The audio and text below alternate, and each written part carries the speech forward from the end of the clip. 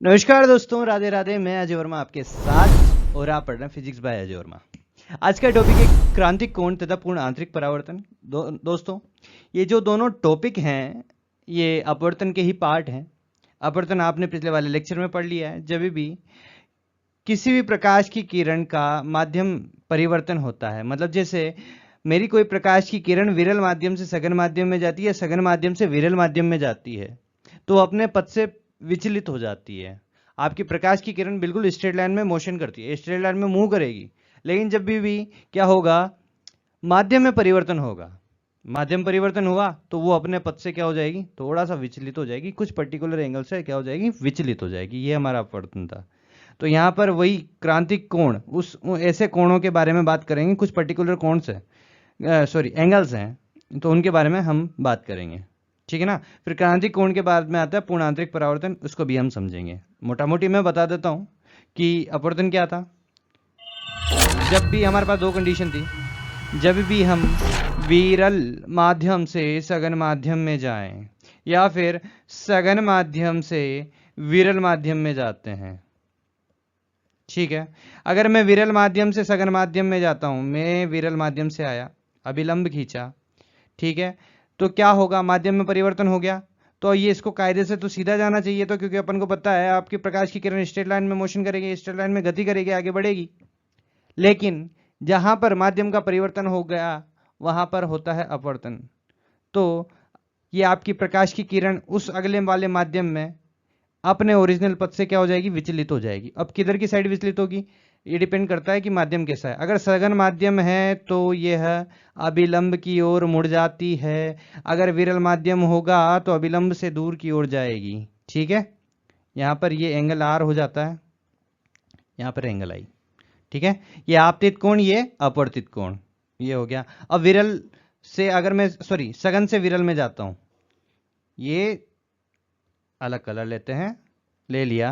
अब नीचे से चल रहा हूं, पहले ऊपर से आया था, अब नीचे से सघन से, ये इसको 1 मानो, इधर इसको 2 मानो, इधर इसको 1 मानो, इसको 2 मानो, ठीक है। इधर गया मैं, अभिलंब खींचा भाई साहब, ठीक है ना। ये एंगल आई हो गया, ठीक है ना, आपतन कोण, क्योंकि सघन 1 से स्टार्ट हो रहा हूं मैं।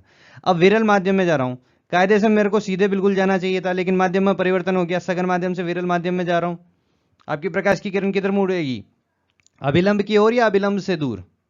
विरल माध्यम है तो अभिलंब से दूर की ओर जाएगी, तो ये क्या होगा, ये इधर मुड़ जाएगी, ठीक है। ये हो गया, तो ये एंगल बढ़ गया ना। इसमें तो क्या हो रहा था, पिछले वाले में विरल से सघन माध्यम में एंगल कम होता जा रहा था, ठीक है ना, एंगल कम होता जा रहा था। अपवर्तन का कोण क्या हो रहा था, आपतन कोण से कम होता जा रहा था। लेकिन सघन माध्यम से जब विरल माध्यम में जाता हूं, तो यहां पर आपतन कोण बढ़ाऊंगा तो विरल माध्यम में जो मेरा अपवर्तित कोण था वो भी बढ़ता जाएगा,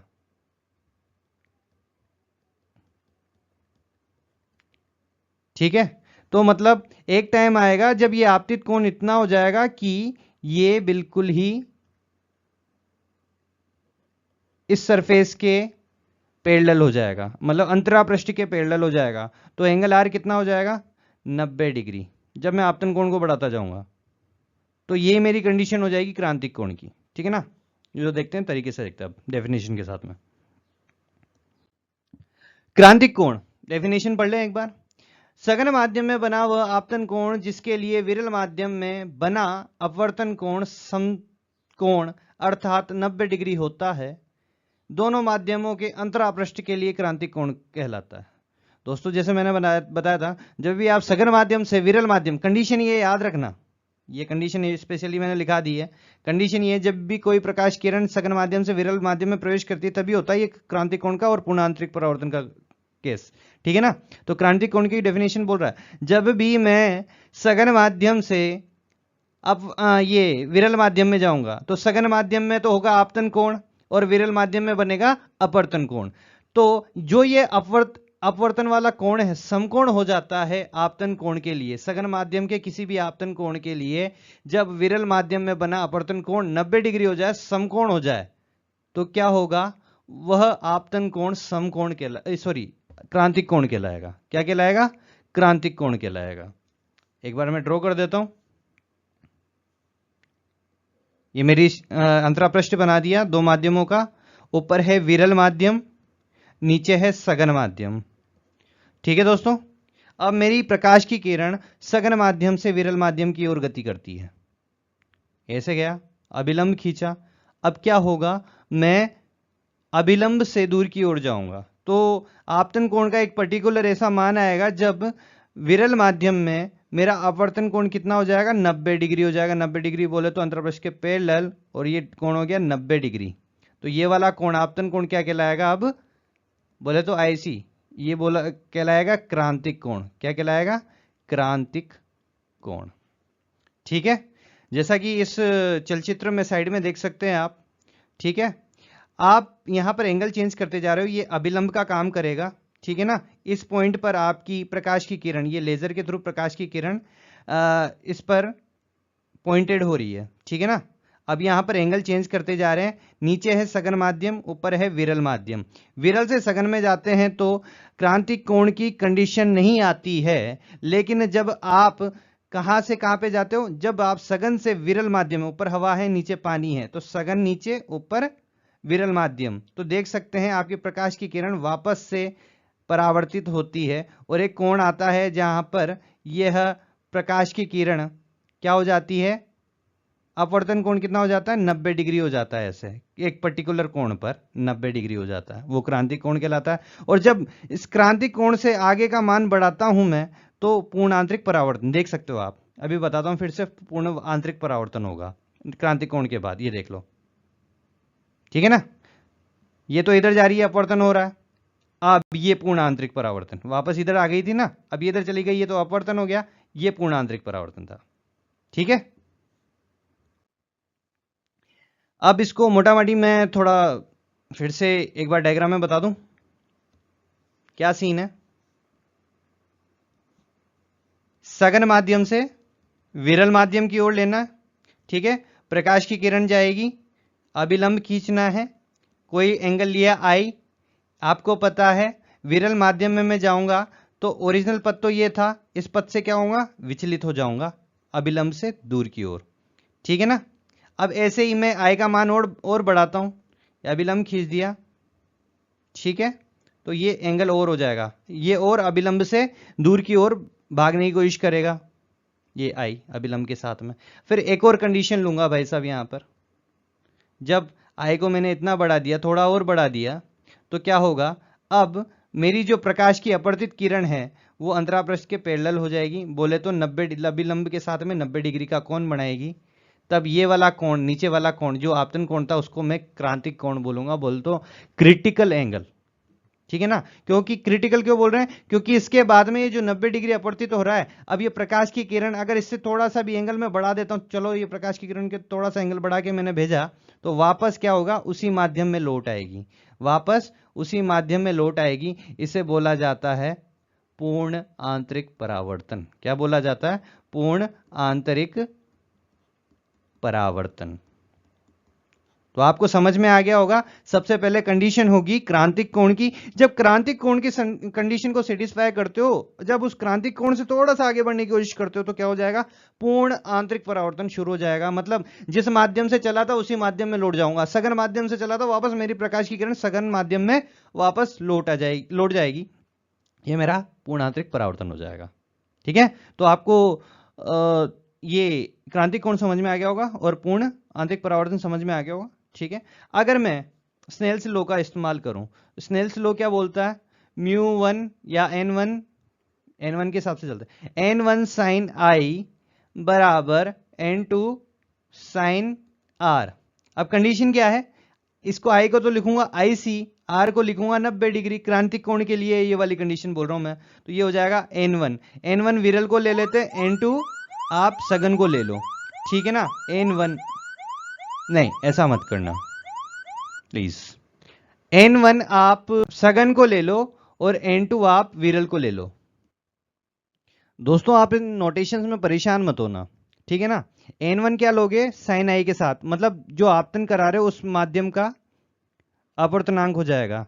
तो अभी मैं यहाँ पे सघन माध्यम को लेके चल रहा हूं, तो n1 में इसको लेके चल रहा हूं। ठीक है ना, इसको आप n2 भी ले सकते हो, नो इशू। ठीक है ना, लेकिन यहाँ पे n1 की जगह फिर n2 आ जाएगा, ठीक है ना, ये याद रखना, और यहाँ पे n2 की जगह n1 आ जाएगा। तो अपन कहां से चल रहे हैं, सघन माध्यम से विरल माध्यम की ओर चल रहे हैं। कहां पे चल रहे हैं, सघन माध्यम से विरल माध्यम की ओर चल रहे हैं। तो सघन माध्यम में मैंने इसको n1 लिया है, ठीक है, और इसमें एंगल कितना है, i, sine i, n1 sine i, इसको लिखते हैं साइन i c। और n2 विरल माध्यम को लिया है अभी मैंने, वहां पर देखो मैं पहले ही कह देता हूं, कई बार विरल को n1 ले लेंगे और सघन को n2 ले लेंगे, इसमें परेशान होने वाली कोई टेंशन नहीं है। ये जस्ट आपका एक प्रदर्शित करने का तरीका है। कंसेप्ट याद रखना कि n1 यहाँ पे जो n होता है, शुरुआती जो n होता है, वो साइड होती, उस साइड का अपवर्तनांक होता है जिस साइड से आप आपतन करा रहे हो। तो उसको n1 लिखो या n2 लिखो, लेकिन उसको पहले से डिस्क्राइब कर दो कि हाँ भाई साहब ये सघन माध्यम के लिए n1 ले रहा हूं, विरल माध्यम के लिए n2 ले रहा हूं, ठीक है ना, कंफ्यूज मत होना। n1 साइन IC और n2 sign R, sign R बोले तो 90 डिग्री, 90 डिग्री के लिए साइन 90 का मान कितना होता है, 1 होता है, 1 हो गया। तो साइन IC बराबर क्या लिख सकता है मैं लिख सकता है कि ये n2 अपॉन n1 हो जाएगा, ठीक है ना। तो मैं यहां पे लिख सकता है n2 1 के सापेक्ष में 2 का अपवर्तनांक साइन IC के बराबर हो जाएगा। मतलब विरल माध्यम का अपवर्तनांक सघन माध्यम के सापेक्ष में क्या हो जाएगा, साइन IC। अब मुझे क्या निकालना है, यदि मुझे सघन माध्यम का अपवर्तनांक निकालना है विरल माध्यम के सापेक्ष, तो इसको ऐसे लिखेंगे, मैं ऊपर दिखा रहा हूं, साइन IC बराबर कितना था भाई, n2 बाई n1 था, तो इसको उल्टा कर देंगे, तो 1 अपॉन साइन IC बराबर n1 अपॉन n2। यहां पर अभी क्या ले रहे हैं, n1 को सघन माध्यम का अपवर्तनांक ले रहे हैं, तो सघन माध्यम का अपवर्तनांक विद रेस्पेक्ट टू विरल माध्यम का अपवर्तनांक हो जाएगा 1 अपॉन साइन IC। कभी परेशान नहीं होना, स्नेल का नियम सही तरीके से इस्तेमाल करना। पहला अपवर्तनांक वो होता है जिस माध्यम से आप एंगल को आपतन करा रहे हो, ठीक है ना, प्रकाश की किरण को आपतन करा रहे हो। फिर इधर की साइड में वो होता है जहां पर अपवर्तन हुआ है उस माध्यम का अपवर्तनांक और उस माध्यम का एंगल साइन के साथ में, ठीक है ना, कंसेप्ट ऐसे लगाते हैं। तो यहाँ पे n1 चेंज हो जाए, n2 चेंज हो जाए तो परेशान नहीं होना, अपवर्तनांक वो लेना है जहां से आप आपतन करा रहे हो और अपवर्तन करा रहे हो, ठीक है ना, जहां पर अपवर्तन हुआ और जहां पे आपतन हुआ, वो ध्यान रखना है बस। आगे चलते हैं, फिर से देख लेते हैं एक बार। मैंने एक माध्यम लिया, ठीक है, इसको मैं सघन माध्यम बोल देता हूं, ऊपर मेरा हो जाएगा विरल माध्यम, मेरी प्रकाश की किरण सघन माध्यम से विरल माध्यम की ओर जाएगी, ठीक है ना। अब फिर से, अब मैंने उसमें सघन माध्यम को क्या लिया था, n1 लिया था, सघन माध्यम को मैं यहाँ पे n2 ले लेता हूँ, विरल माध्यम को n1 ले लेते हैं। ये वाला केस भी समझा देता हूं मैं, इसको चेंज कर सकते हो, आपके ऊपर है, ठीक है ना, कहीं पे भी दिख जाए तो परेशान नहीं होना है, ऐसे इस कंसेप्ट को समझ लो। तो सबसे पहले मेरी प्रकाश की किरण आती है सघन माध्यम से विरल माध्यम के लिए, ये गई। अब ये एंगल हो गया यहां पर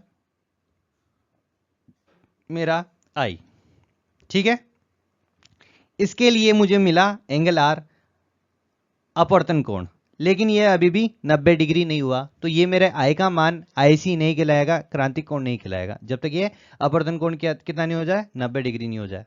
90 डिग्री करते हैं तो मुझे आपतन कोण का मान क्या करना पड़ेगा, बढ़ाना पड़ेगा। अब फिर से बढ़ाते हैं, चलो हटाओ इसको। अब मैंने फिर से अब I का मान बढ़ा दिया है, अब मेरे अपवर्तन जो कोण का मान था वो भी बढ़ गया। आप देख सकते हैं पहले कितना था, अब कितना हो गया, तो मेरे को थोड़ा एक्सटेंड और करना पड़ेगा इसको, ठीक है, यहां तक कर देते हैं, लेकिन अभी भी ये समकोण नहीं हुआ, तो मैं I का मान अब और फिर से बढ़ाऊंगा।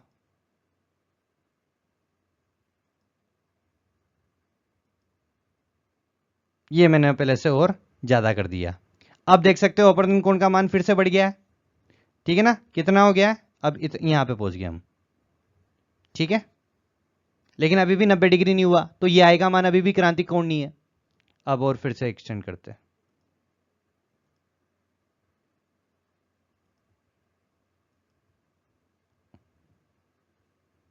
ठीक है, अब लो भाई साहब, ये बिल्कुल 90 डिग्री निकल के आ रहा है। ठीक है ना, आर का मान कितना हो गया, 90 डिग्री। हैंस जो ये वाला कोण होगा, अब ये क्या कहलाएगा, ये कहलाएगा क्रिटिकल एंगल, बोले तो क्रांतिक कोण। ये वाला ही कोण क्या कहलाएगा, अब क्रांतिक कोण। आईसी से डिनोट करेंगे, इसी को भी बोलेंगे क्रांतिक कोण। ठीक है, समझ में आ गया ना। जब हम सरल माध्यम से विरल माध्यम की ओर जाएंगे तभी कंडीशन होगी भैया ये। और अपवर्तन कोण कितना हो जाएगा, 90 डिग्री। ठीक है, फिर से वही स्नेल का नियम लिखेंगे। अब मैंने ये चेंज कर दिए थे, n टू n1 चेंज कर दिए। पिछले वाले केस में मैंने सघन को n1 लिया था, विरल को n2 लिया था। ये तो इसमें परेशान होने वाली टेंशन नहीं है, जरूरत नहीं है। ठीक है ना, तो पहला मेरा अपवर्तनांक लिखूंगा n2, जिस माध्यम से आपतन कराया है, और उस माध्यम का एंगल आपतन कोण साइन आईसी बराबर जिस माध्यम में गया था n1, उस माध्यम का अपवर्तन कोण 90 डिग्री हो गया था।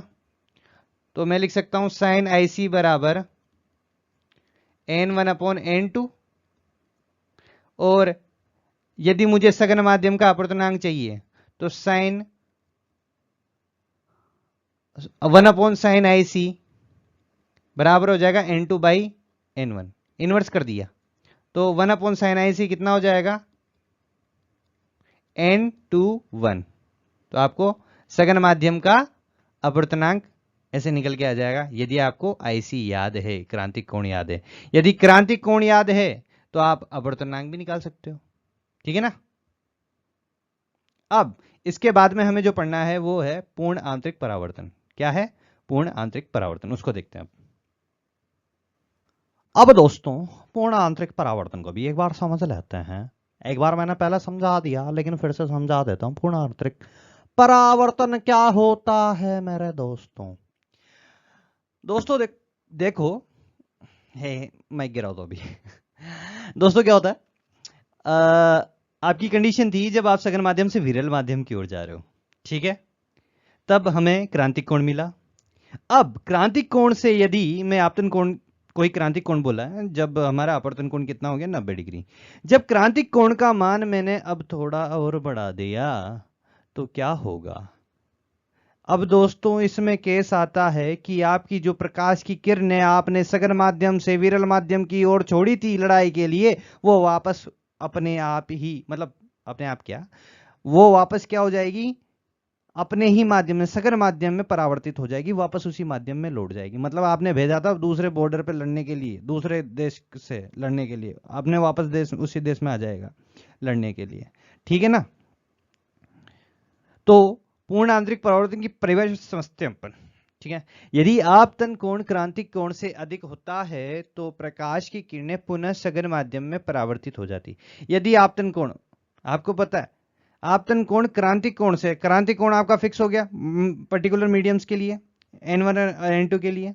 ठीक है, अब उस क्रांतिक कोण से, जैसे कोई क्रांतिक कोण आया 60 डिग्री, अब 60 डिग्री से 61 डिग्री आपने आपतन कोण का मान कर दिया तो क्या होगा, अब आपकी प्रकाश की किरणें पुनः उसी सघन माध्यम में लौट के परावर्तित, वापस उसी माध्यम में लौट के आ जाएगी, बोले तो परावर्तित हो जाएगी उसी माध्यम में।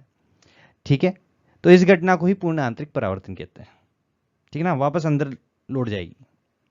कंडीशन फिर से आपको याद होनी चाहिए, जब भी कोई प्रकाश की किरण किसी सघन माध्यम से विरल माध्यम में प्रवेश करे तो यह कंडीशन होगी, तभी क्रांतिक कोण मिलता है और तभी पूर्ण आंतरिक परावर्तन हो सकता है। जैसे भैया लगातार बार बार इसमें छेड़े करते जा रहे हैं लेजर लाइट के साथ में, आप देख सकते ये हो गया। ठीक है, देख लो दोबारा से, देखते रहो इसको, ये हो गया परावर्तन, ये अपवर्तन हो रहा है, ये थोड़ा सा परावर्तन हो रहा है। ये देखो, ये पर्टिकुलर एंगल के बाद में हो रहा है, ये अपवर्तन हुआ विरल से सघन में, अब सघन से विरल की ओर, ये देखो, अब इससे थोड़ा सा एंगल बढ़ाऊंगा, ये हो गया परावर्तन। ठीक है ना, ये है पूर्ण आंतरिक परावर्तन, वापस उसी में लौट जाना। इसका डायग्राम भी बना देता हूं एक बार। क्या हो रहा है, जब भी हम सघन माध्यम से, सघन और ये विरल, सघन माध्यम से विरल माध्यम की ओर जाते हैं, ये चलो गया ये। ठीक है, मान लीजिए जो ये आपतन कोण है मेरा आईसी से ज्यादा है, क्रांतिक कोण से ज्यादा है, तो क्या होगा, ये अब तो क्रांतिक कोण के लिए तो समतल हो जाता है, तो आईसी से ज्यादा होने पर क्या होगा, वापस इधर ही लौट जाएगा। क्या होगा, वापस इधर लौट के आ जाएगा। तो ये क्या हो गया, पूर्ण आंतरिक परावर्तन। ठीक है, और आंतरिक परावर्तन में जानते हो आप आई आर बराबर होंगे। ठीक है ना, ये वाला एंगल इस वाले एंगल के बराबर हो जाएगा। ये है सिंपल सा फंडा पूर्ण आंतरिक परावर्तन का। ठीक है, आवश्यक शर्तें मैंने बता दी थी। पहली शर्त है कि पूर्ण आंतरिक परावर्तन के लिए कि आई का मान, आपतन कोण का मान आईसी से, क्रांतिक कोण से बड़ा होना चाहिए। और क्रांतिक कोण मिलेगा कब, जब हम सघन माध्यम से विरल माध्यम की ओर जाएंगे। ठीक है, तब ये वाली कंडीशन फुलफिल हो जाएगी। इसके एग्जाम्पल्स हैं, एग्जाम्पल हैं हीरे का चमकना, हीरे की मात्रा सॉरी गलत है, हीरे का चमकना। दोस्तों हीरा ऐसा ऐसा ऐसा समथिंग कुछ ऐसा होता ना, हाँ ऐसे ऐसा हीरा होता। ठीक है, इसमें बाहर से प्रकाश की किरण आई, मतलब विरल माध्यम से सघन माध्यम में आ रहे हैं। कहां से, विरल से सघन में आ रहे हैं। अब ये प्रकाश की किरण अंदर टकराएगी, अब किधर से किधर जाने की कोशिश करेगी, अंदर हो गया, ये सघन माध्यम है अंदर। ठीक है ना, अब ये सघन माध्यम से विरल माध्यम की ओर जाने की कोशिश करेगी। लेकिन भाई साहब जरूरी नहीं है उसका जो एंगल आई है वो हमेशा आईसी से छोटा हो। मान लो यहाँ पे कोई एंगल है, इसको इस हिसाब से तराशा जाता है कि मैक्सिमम आईसी से ज्यादा ही रहे। ठीक है, तो इस पर्टिकुलर जब आपका आपतन कोण, जब प्रकाश की किरण सघन माध्यम से विरल माध्यम की ओर जा रही है और जब आपका आपतन कोण आईसी से ज्यादा हो जाता है, तो वापस क्या हो जाएगी, ये बाहर जाने के बजाय वापस अंदर घूमेगी। फिर वापस अगली कंडीशन ये आएगी, अंदर ही घूमते घूमते घूमते घूमते घूमते घूमते घूमते घूमते घूमते घूमते घूमते घूमते घूमते घूमते घूमते घूमते घूम जाएगी इसमें, तो आपका हीरा चमकीला चमकीला नजर आएगा। ठीक है योशिनागा मैम, ओके। देन उसके बाद अगला है हमारा एग्जांपल प्रकाश तंतु। इसको अंग्रेजी में बोलते हैं भाई ऑप्टिकल फाइबर। क्या बोलते हैं, ये तंतु लिख दो यार, तंतु ऑप्टिकल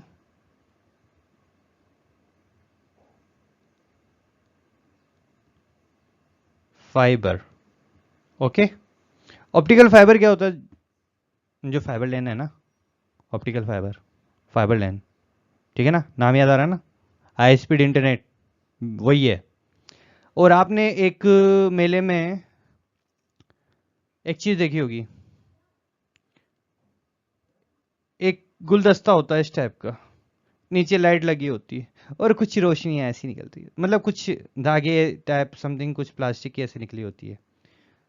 इतना प्यारा लगता है, चमकीला चमकीला, लाइट ऐसे निकलती रहती है उसमें से, जो सी लाइट चेंज होती है वैसा हो जाता है, और टिप पे अलग ही मतलब लाइट नजर आती है वो उसमें टिप पर।